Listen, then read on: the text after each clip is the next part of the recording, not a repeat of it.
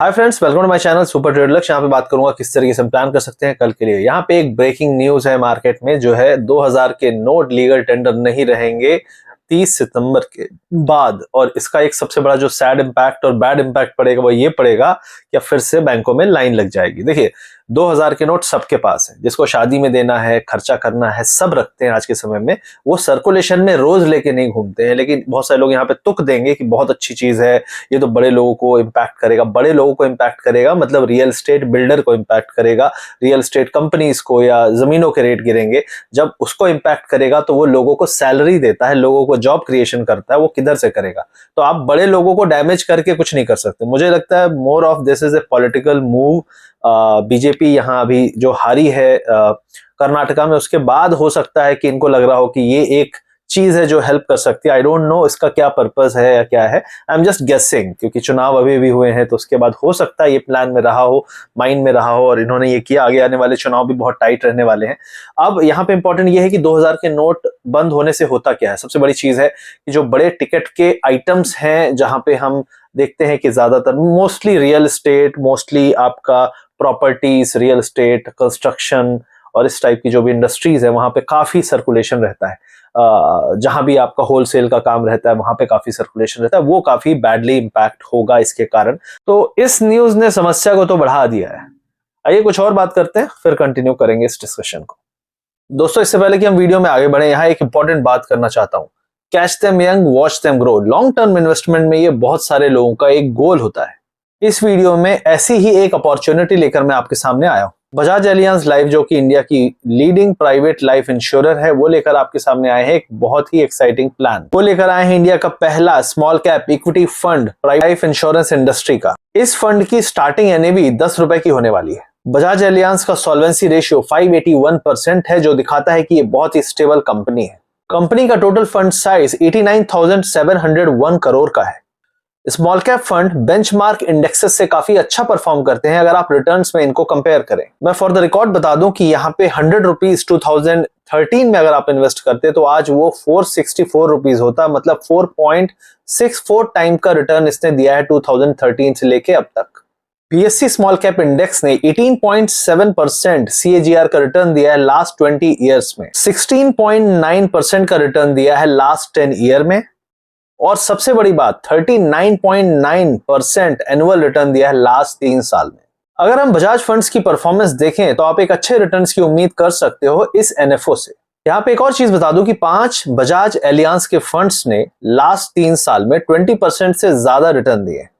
इस एनएफओ में आपको यहाँ पे अच्छे रिटर्न्स तो मिलते ही हैं, साथ ही साथ आपको पहले जो इंस्टॉलमेंट आप पे करेंगे ईएमआई, उसका 120 टाइम्स का आपको लाइफ कवर भी मिलता है। बहुत सारे लोग यहाँ पे टैक्स सेविंग की बात सोचेंगे, तो यहाँ पे 80C के अंतर्गत आपको टैक्स सेविंग बेनिफिट्स भी मिलते हैं। यहाँ पे annual premiums up to 2.5 lakh अगर आपका है तो उसके लिए आपको सेक्शन 1010D के अंतर्गत जो रिटर्न्स है वो भी आपके टैक्स माफ रहता है उस पर। तो यहाँ पे इस एनएफओ में आप भविष्य के जो विनर्स हैं, पोटेंशियल विनर्स हैं, उस पर इन्वेस्ट कर सकते हो स्टार्टिंग विथ ओनली 2000 रुपीज। ये एनएफओ सिर्फ कुछ ही दिनों के लिए रहने वाला है, ऑलरेडी काफी दिन से चल रहा है। 23 मई इसकी लास्ट डेट है।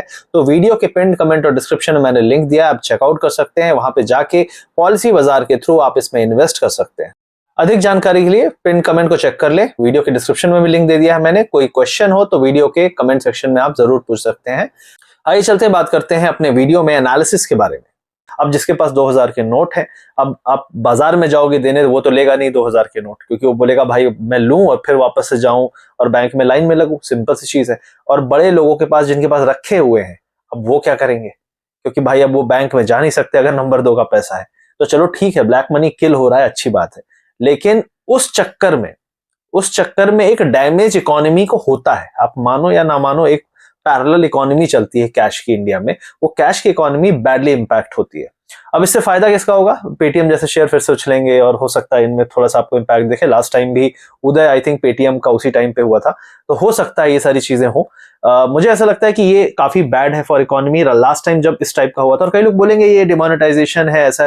देखिए, 500 और 1000 के नोट से में से 1000 के नोट से ज्यादा इंपैक्ट पड़ेगा। 500 के नोट के कारण केवल पब्लिक को परेशानी होगी, लेकिन 1000 के नोट के कारण जो बिजनेस इंपैक्ट होता है वो बड़ा होता है। यहां बात है 2000, मतलब उससे भी बड़ा आपने नोट लाया, तो ये समझ में नहीं आता कि यार जब आपने 1000 बंद किया तो 2000 क्यों लाया, अब 2000 आप बंद कर रहे हो, फिर अब 500 का सिर्फ चलेगा।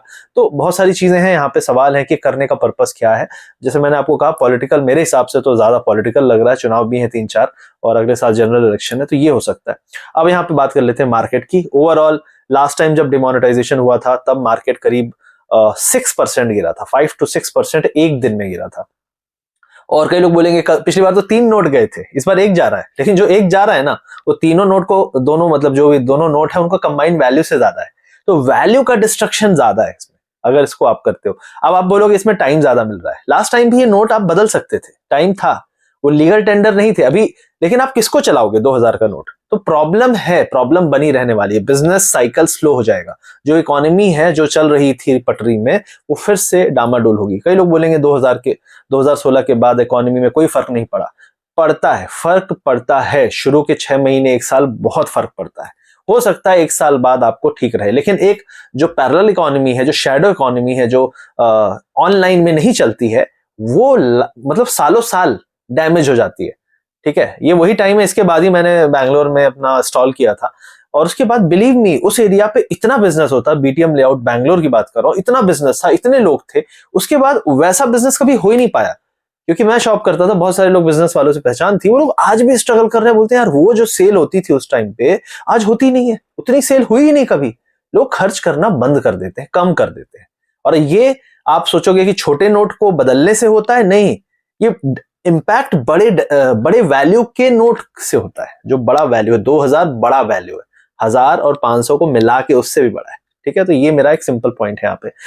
तो मार्केट मेरे हिसाब से इसको बैडली लेगा, एब्सोल्युटली लेगा। रियल एस्टेट स्टॉक और कंस्ट्रक्शन और जो भी चीजें हैं, काफी सप्लाईज, ये फेविकॉल एविकॉल, ये सब जो भी कंस्ट्रक्शन से रिलेटेड स्टॉक्स होते हैं, उसके बाद बैंकिंग स्टॉक्स हैं, इनमें काफी नेगेटिव इंपैक्ट होता है। तो ये सारी चीजें आपको यहाँ पे ध्यान देनी है। ओवरऑल मार्केट अगर यहाँ से निगेटिवली इसको लेता है तो काफी निगेटिवली ले सकता है। मेरा मानना है कि इकोनॉमी इस हालत में नहीं है कि वो इसका शॉक इस समय ले सके, ये सिंपल एक लाइन में बोलता हूं, इकोनॉमी इस हालत में बिल्कुल नहीं है।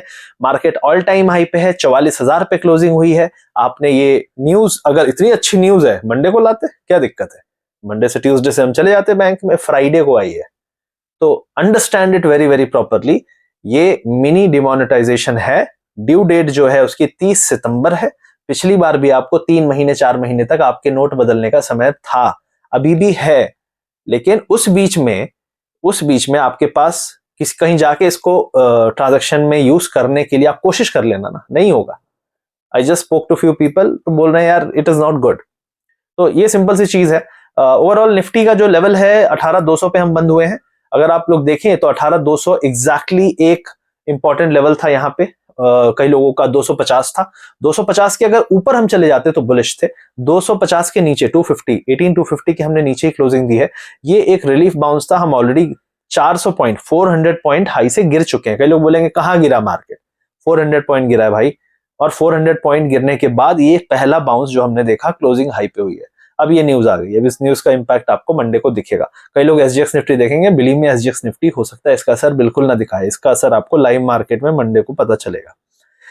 बैंक निफ्टी तो 18,200 पे है। मेरा मानना है कि 18,060 अगर ब्रेक हुआ तो 18,750 के लेवल मुझे दिखते हैं, यहाँ पे 750 800 के लेवल दिखते हैं। अगर इसका नेगेटिव इंपैक्ट लिया मार्केट ने तो फिर वो लेवल आपको मंडे को दिखा दे तो डोंट बी सरप्राइज्ड। ये न्यूज के कारण बोल रहा हूं। अब न्यूज कैसे लेगा, मेरे हिसाब से तो ये बहुत बहुत खराब है, क्योंकि अभी इकोनॉमी इस हालत में नहीं है, उससे हम कब से उबर रहे हैं सालों से, और फिर से ये न्यूज अच्छी नहीं है।